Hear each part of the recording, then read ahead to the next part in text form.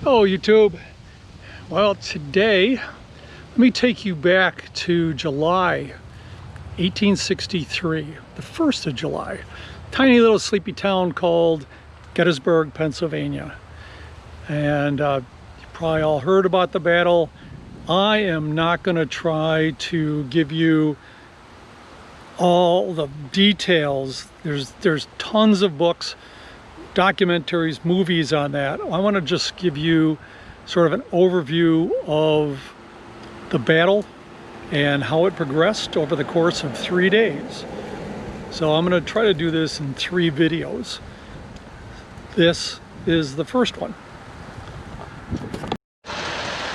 So at 8 o'clock in the morning on July 1st, 1863, the General Lee's army, the advanced party, was coming down this road over here, which is the Chambersville Pike.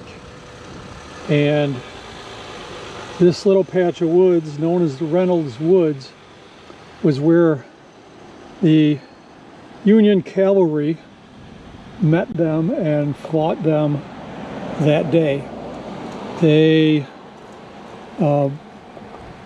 struggled mightily, and the Major General John F. Reynolds was killed on the spot where that monument is over there. He stood up to exhort his men to push back the Confederates that were coming up through the woods, and just as he turned around to do that, was shot in the back of the head. He was the first general who died here. This was this is the beginning of the bloodiest single battle of the Civil War, and they had, let's see, Lee's army was about 70,000 strong, and Meade's army was about 90,000. So Lee was outnumbered, but he figured that the terrain favored him. He had just had a victory at Chancellorsville, and so he was emboldened to do this. Let's see. The cavalry here were 3,200 against 7,000 Confederates that were the advanced party. So they fought them pretty much until about 3 in the afternoon, at which point they retreated. And that's a seminary over there, Seminary Ridge, and there's Cemetery Hill, which we're going to visit pretty soon. So at midday there was a lull in the fighting, and Confederate Major General Robert E. Rhodes brought his artillery up here on this hill, and there's Confederate troops were coming from both directions. The nearest Federal troops were over here on Oak Ridge, which is where we just were, where the fighting actually broke out, is over there. That's Reynolds Woods. And he had about 8,000 soldiers with him, and pretty commanding view of the opening of the battle. Now, Confederate General Alfred Iverson took his troops against the Federals over here on Oak Ridge, and when they got close, Federals popped up from behind a stone wall and fired on them.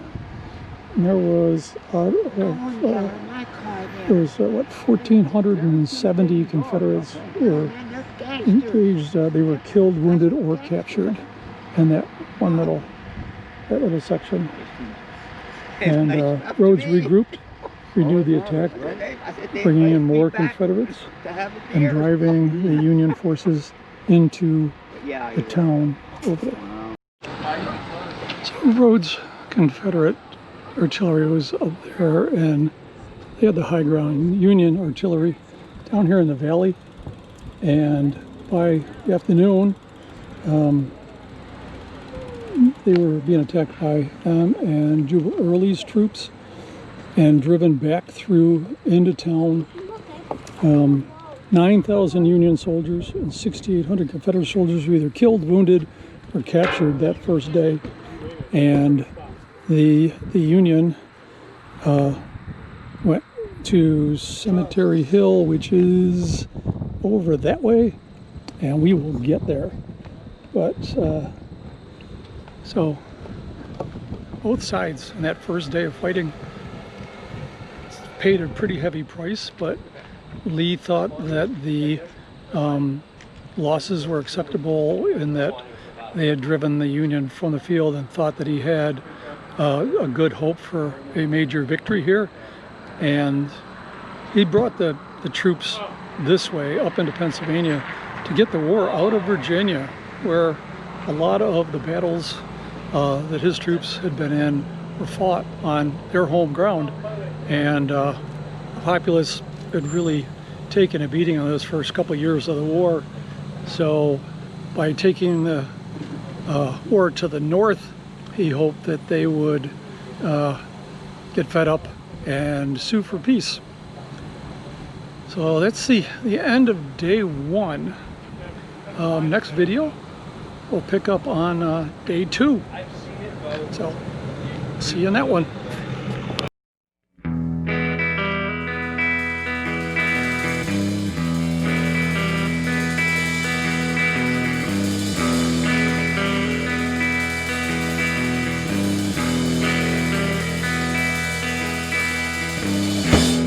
Jumped off the wagon and he spread out his hands. Brace yourselves and come for your women. We will do what we please. If this is for your blood,